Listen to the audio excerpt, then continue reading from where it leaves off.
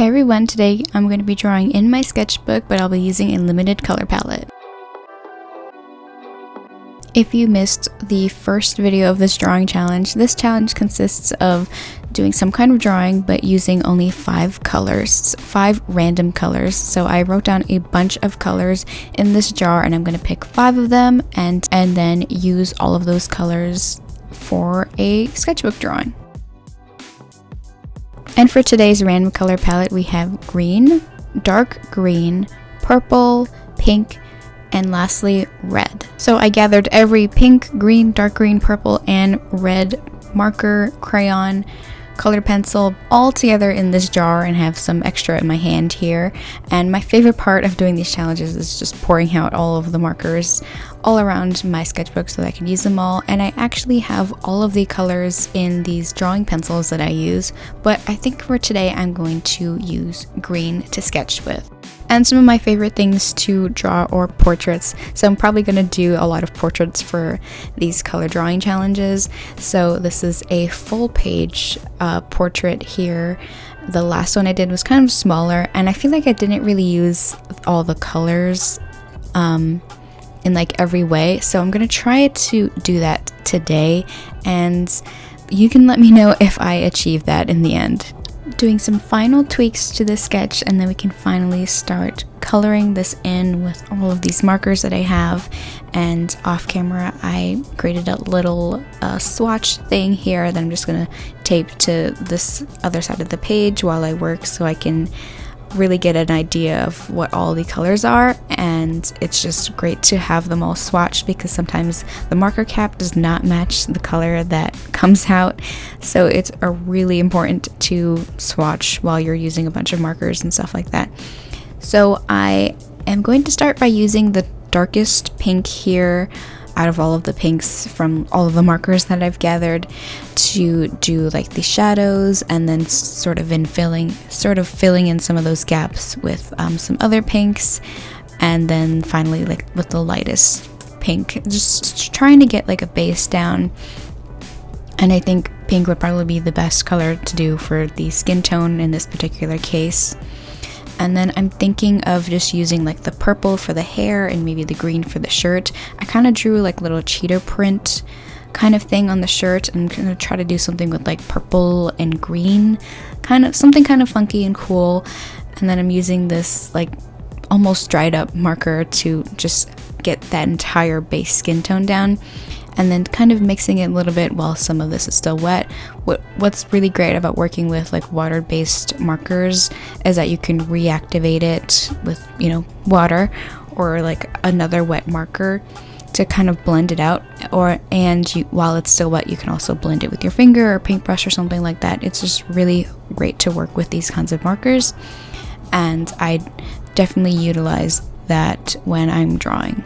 So I started adding purple to some of the like facial details, especially like in the hair, and I also did purple for the eyelashes, but I kind of need to incorporate all of the colors here, so I'm going to be using some red for some of the makeup and like some more shadow in like the eye area. And then finally, as I said earlier, I'm going to use this lightest pink here to do like the final like highlights in the skin and onto the hair. So I'm going to start by doing an initial base color of one of the purples that I picked here with this gorgeous like lavender kind of color, and I'm just filling in the entire area of hair. I really liked this portrait because it's just so much hair and like a lot of volume, so it kind of takes up a lot of the page, which is awesome. And then on to really adding the shadows and highlights in here. I'm using this nice dark purple to get in where all of the like darker areas of the hair are, especially with like the lighting in this portrait, which is like a majority of on the like left side. This like portrait is kind of like somebody like taking a picture of themselves like with their arms up. I don't know if you can really tell that there with the arms, but like a lot of the shadow is sort of on the left, so I tried to do that with all of that like darkness in the hair there. And then mixing it up with different textures using an alcohol marker. You can really layer alcohol markers and acrylic markers really well. I really like doing that in my sketchbook drawings. So I'm just adding a bit more texture and just like a different sort of shadow color. And then I thought I need to start using this green here, so I'm just basically leaving that more for the clothes, more for this shirt here that I said I was going to do some kind of like cheetah print thing. And then I thought that it would be really cool to add some green into the hair as sort of kind of like a highlight color, and I think that came out really nice. It was really something different and something that I never really tried before. I mean, I've highlighted black hair with blue, which works really, really well together, but I've never used like a weird color for the hair before. I've always kind of just kept it in like the values of the colors.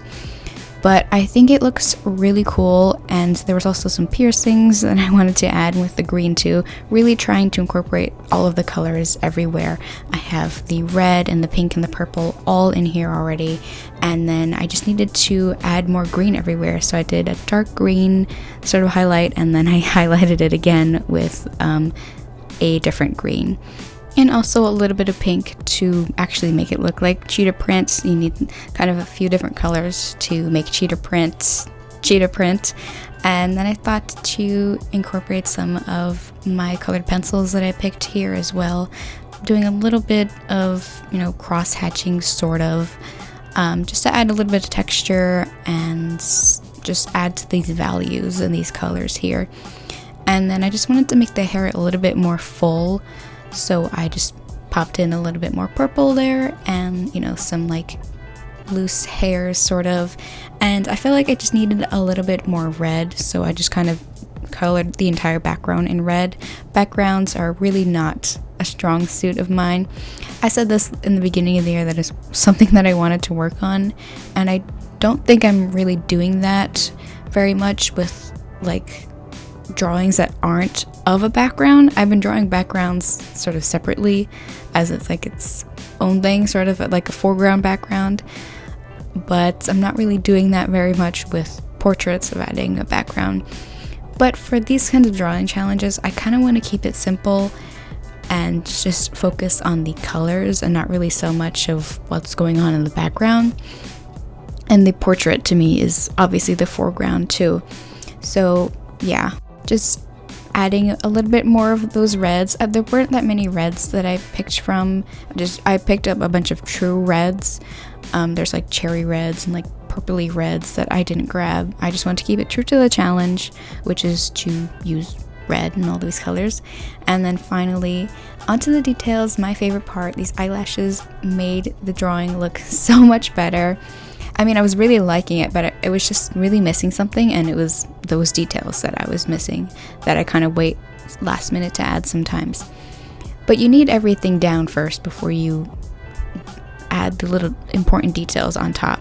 So I add a little bit more dark green because I was missing some of that dark green as well. And I got the darkest green marker that I have and made that print a little bit, pop a little bit more, and then a little bit more in the like darker shadow areas of the hair that I was talking about earlier.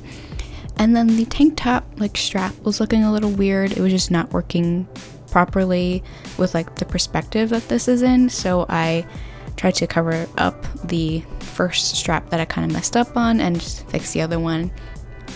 And just trying to add more green into these final moments here, just to make everything look as green as possible, and then some little pink pops in there that I didn't really like with the light pink that much, so I just covered it back up, just made it pop a little bit more at night. It's nice to add another layer of color.